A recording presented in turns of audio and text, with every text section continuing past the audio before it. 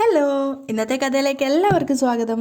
അങ്ങനെ കല്യാണി ഡൽഹിയിലേക്ക് പോകാൻ വേണ്ടി ഡ്രസ്സൊക്കെ മാറ്റിക്കൊണ്ടിരിക്കുകയാണ്. കിരണാണെങ്കിൽ ആകെ വിഷമത്തിലാണുള്ളത്. മുറിയിൽ നിന്ന് ചായ കുടിക്കുകയാണ്. ആ സമയത്ത് കല്യാണി വന്നിട്ട് പറയുന്നുണ്ട്, കിരണേട്ടാ, മോനെ നന്നായിട്ട് നോക്കിക്കോളണേ, വേണമെങ്കിൽ അമ്മയും മോനെയും കൂടി ഇങ്ങോട്ടേക്ക് കൂട്ടിക്കൊണ്ട് വന്നോളൂ. അപ്പോൾ കിരണ് പറയുന്നുണ്ട്, ഇങ്ങോട്ടേക്ക് കൂട്ടിക്കൊണ്ട് വരാൻ പറ്റില്ലല്ലോ, അയലത്തെ അപകടകാരികളായ കുറേ ആൾക്കാരുള്ളതല്ലേ, വീട് അടച്ചിട്ട് കണ്ടു കഴിഞ്ഞാൽ ചിലപ്പോൾ ബോംബ് വെക്കാനും അവർ മടിക്കില്ല. അതും ശരിയാ, കല്യാണി പറയുന്നുണ്ട്. അതിനുശേഷം അവൻ പോകാൻ റെഡിയായിട്ട് ബാഗൊക്കെ എടുത്തപ്പോഴേക്കും കല്യാണി അവനെ തടഞ്ഞു വെക്കുകയാണ്. ശേഷം ആ ഒരു കാണാൻ പറ്റില്ലല്ലോ എന്നുള്ള ആ ഒരു സങ്കടത്തിൽ വീണ്ടും അവനെ കെട്ടിപ്പിടിക്കുന്നുണ്ടായിരുന്നു. അപ്പോൾ കിരണും വിഷമത്തോട് ചോദിക്കുന്നുണ്ട്, രാവിലെ നീ മോനെ കണ്ടായിരുന്നോ, വീഡിയോ കോൾ ചെയ്തായിരുന്നോ? ഇല്ല, കല്യാണി സങ്കടത്തോടെ പറയാണ്. ഇല്ല, എനിക്ക് തോന്നിയില്ല. പിന്നെ ഞാൻ കുളിക്കാൻ കയറിയ സമയത്ത് നീ ആരോട് സംസാരിക്കുന്ന കേട്ടായിരുന്നല്ലോ, അത് ഞാൻ അമ്മയെ വിളിച്ചതായിരുന്നു. അമ്മയോട് മോനെക്കുറിച്ച് അന്വേഷിച്ചു എന്നേ ഉള്ളൂ, അല്ലാതെ വീഡിയോ കോൾ ചെയ്തില്ല.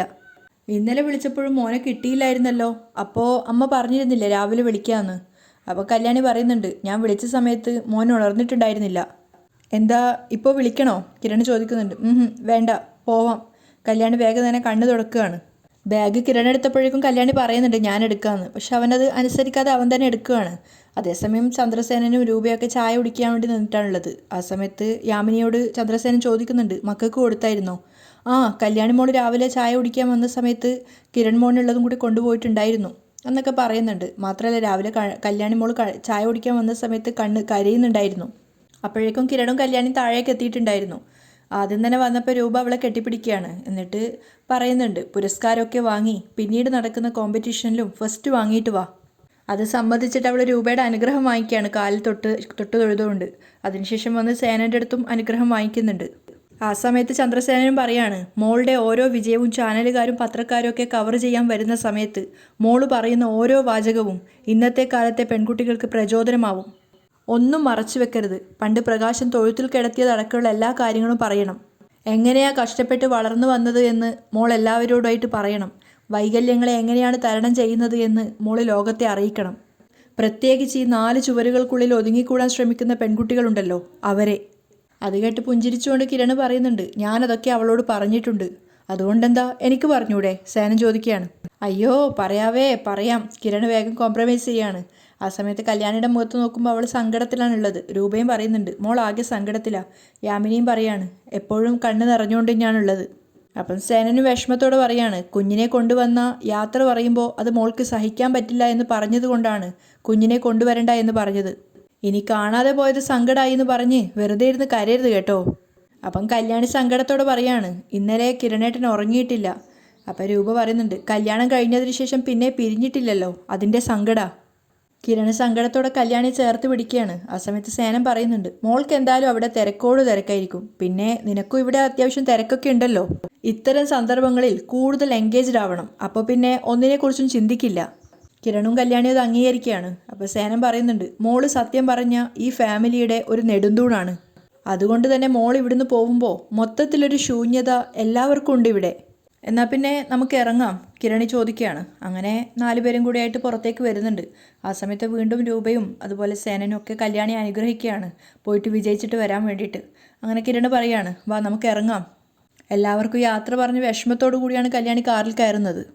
അവർ രണ്ടുപേരും കാറെടുത്ത് അവിടുന്ന് പോയതിനു ശേഷം സങ്കടത്തോടെ രൂപ പറയുന്നുണ്ട്, എയർപോർട്ടിലെത്തിയ ശേഷം അവർക്ക് 2 പേർക്കും വേർപിരിയാൻ വലിയ പാടായിരിക്കും. അപ്പോൾ സേനൻ സമാധാനിപ്പിക്കുന്നുണ്ട്, 10-25 വർഷം നമ്മൾ 2ആയി പിരിഞ്ഞിരുന്നതല്ലേ, അതും പിണങ്ങി പിരിഞ്ഞ് 2ഇടത്തായി 2 ആളായി. ഇവിടെ ഒരാഴ്ചത്തെ വേർപിരിയലല്ലേ ഉള്ളൂ, അതൊക്കെ സഹിക്കാവുന്നതേ ഉള്ളൂ. പക്ഷെ അതൊന്നും രൂപയെ സമാധാനിപ്പിക്കുന്നുണ്ടായിരുന്നില്ല. അതേസമയം കല്യാണിയും കിരണയും പരസ്പരം ഒന്നും മിണ്ടാതെയാണ് പോകുന്നത്.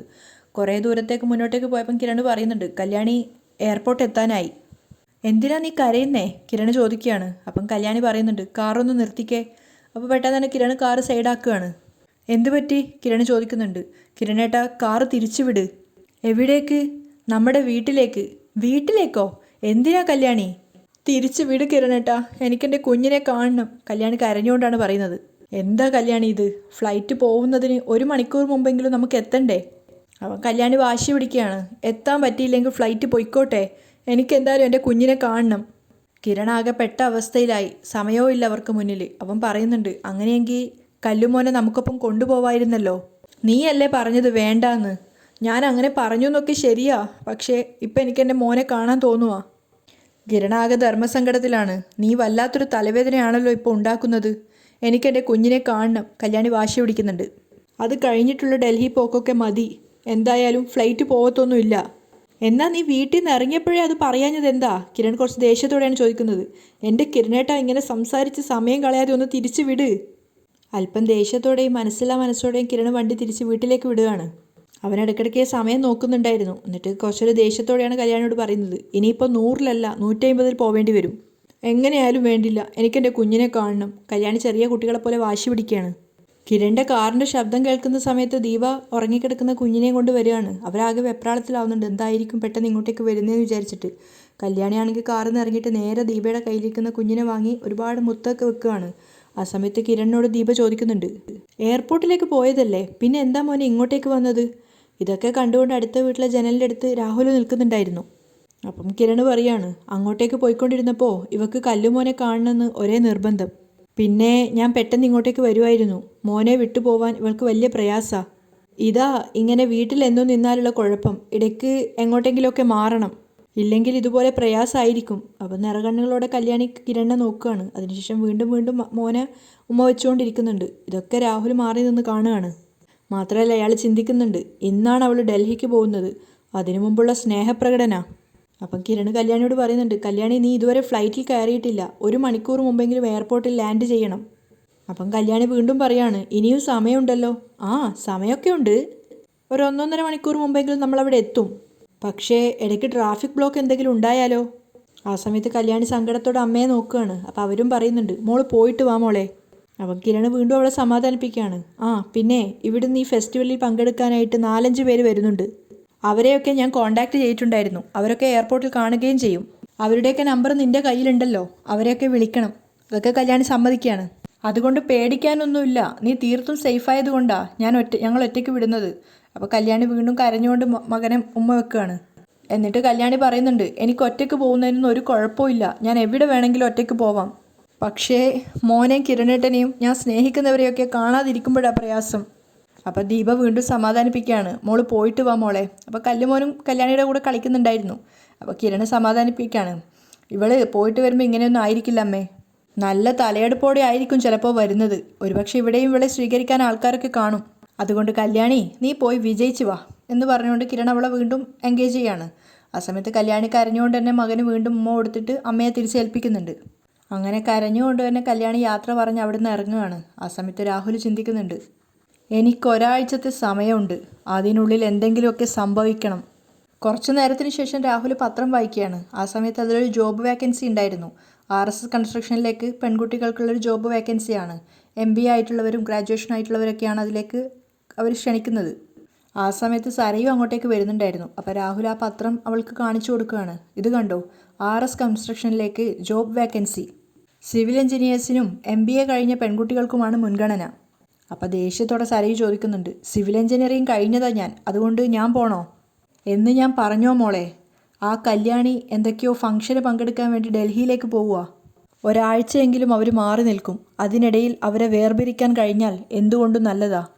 അത് കേട്ടതും വീണ്ടും സരയുവിൻ്റെ ഉള്ളിൽ നിന്ന് ആ പഴയൊരു മൃഗം പുറത്തേക്ക് വരികയാണ്. അവൾ പറയുന്നുണ്ട്, അങ്ങനെ നല്ല കാര്യങ്ങൾ ചിന്തിക്ക്. അവനും അവളും തമ്മിൽ വേർപിരിയട്ടെ, അവൻ്റെ കുടുംബജീവിതം താറുമാറാകട്ടെ. അപ്പോൾ രാഹുൽ പറയുന്നുണ്ട്, മോളുടെ ജീവിതം താറുമാറാവില്ലെന്നാണോ പറയുന്നത്? അപ്പോൾ അവൾ ദേഷ്യത്തോടെ പറയാണ്, എൻ്റെ ജീവിതത്തിന് എന്താ കുഴപ്പം? ഇടയ്ക്കിടെ ഇങ്ങനെ പറയുന്നുണ്ടല്ലോ. വീട്ടിനകത്ത് ഒറ്റയ്ക്കിരുന്ന് മുഷിയാണല്ലോ എന്ന് കരുതിയാ മനുവേട്ടൻ ബിസിനസ് മീറ്റിങ്ങിന് അച്ഛനെയും കൊണ്ട് പോയത്. വലിയ തെറ്റായിപ്പോയത്. മരുമോൻ എന്ത് നല്ല കാര്യം ചെയ്താലും അത് അംഗീകരിക്കാൻ മനസ്സില്ലാത്തൊരു അമ്മായി അച്ഛനായിപ്പോയി എൻ്റെ അച്ഛൻ.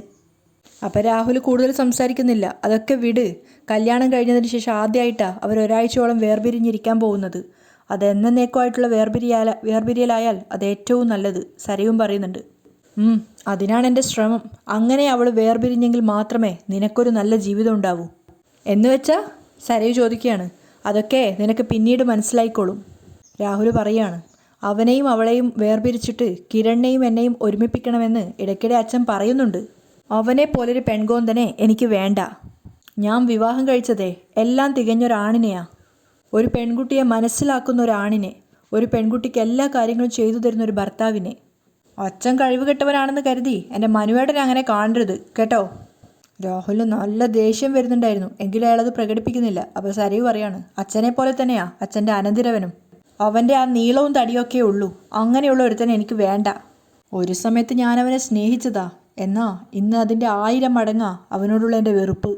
അങ്ങനെയുള്ള അവനെ എൻ്റെ തലയിൽ കെട്ടിവെക്കാന്ന് കരുതി അവളെയും അവനെയും വേർപിരിക്കണ്ട. അപ്പം രാഹുൽ പറയുന്നുണ്ട്, അവർ തമ്മിൽ വേർപിരിയുന്നത് മോൾക്ക് സന്തോഷമല്ലേ, അതുകൊണ്ടാണ് ഞാൻ അങ്ങനെ പറഞ്ഞത്. എൻ്റെ സന്തോഷത്തിന് അവരെ വേർപിരിക്കുന്നതെങ്കിൽ അച്ഛൻ പറയുന്നത് എന്തും ഞാൻ ചെയ്യും. എന്നാ അവർ തമ്മിൽ വേർപിരിഞ്ഞിട്ട് അതിനിടയിലേക്ക് എന്നെ വലിച്ചഴക്കാൻ ശ്രമിച്ചാൽ അത് ഞാൻ സമ്മതിക്കില്ല. കിരണും കല്യാണിയും വേർപിരിയുന്നത് കണ്ടിട്ട് മനുവേട്ടനോടൊപ്പം എനിക്ക് അമേരിക്കയിലേക്ക് പോകാൻ സാധിച്ചാൽ അതെനിക്കൊരു വിജയ. അമേരിക്കയിലെത്തിയാൽ ഇവിടെ അവനും അവളും തെറ്റിപ്പിരിഞ്ഞല്ലോ എന്നോർത്ത് എനിക്ക് സന്തോഷിക്കാൻ പറ്റും. അപ്പം രാഹുലും പറയുന്നുണ്ട്, ഇത്രയും കാലം സംഭവിച്ചതൊക്കെ അബദ്ധങ്ങളാ, എന്നാ ഇനി ഞാൻ ആഗ്രഹിച്ചതുപോലെ കാര്യങ്ങളൊക്കെ നടക്കും. അച്ഛൻ്റെ ദൃഢനിശ്ചയം കണ്ടപ്പോൾ സരയുന് തന്നെ അതിശയാവുകയാണ്. അപ്പോൾ രാഹുൽ പറയുന്നുണ്ട്, അത് നടത്തും ഞാൻ. കല്യാണിയെ എയർപോർട്ടിലേക്ക് യാത്രയാക്കിയതിനു ശേഷം തിരിച്ചു വരികയാണ് കിരൺ. ആ സമയത്തൊക്കെ അവൻ്റെ മനസ്സിലുണ്ടായിരുന്നത് ശബ്ദം കിട്ടിയതിനു ശേഷം കല്യാണി നടത്തിയ സ്പീച്ചിനെ കുറിച്ചാണ്.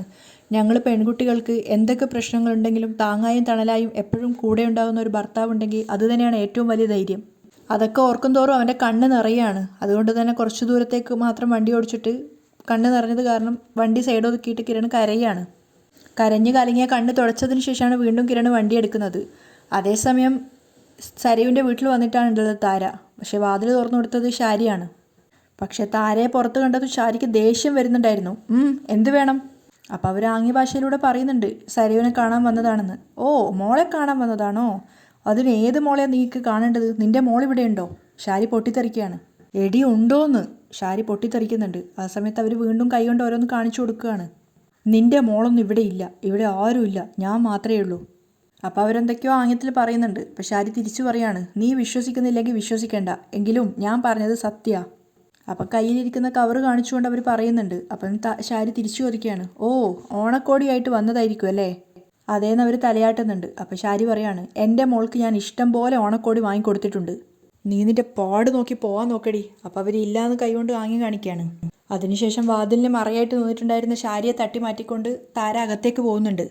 താര അകത്തേക്ക് പോകുന്ന കണ്ടപ്പോൾ ഷാരിക്ക് വല്ലാത്തൊരു ഞെട്ടലോ അമ്പരപ്പുമാണ് ഉണ്ടാകുന്നത്. താൻ അവിടെ ഒന്നുമല്ല എന്നുള്ളൊരു തോന്നൽ. ആ ഒരു ഷോക്കിൽ ഷാരി നിൽക്കുന്നിടത്തായിട്ടാണ് ഇന്നത്തെ എപ്പിസോഡ് വൈൻഡപ്പ് ചെയ്യുന്നത്.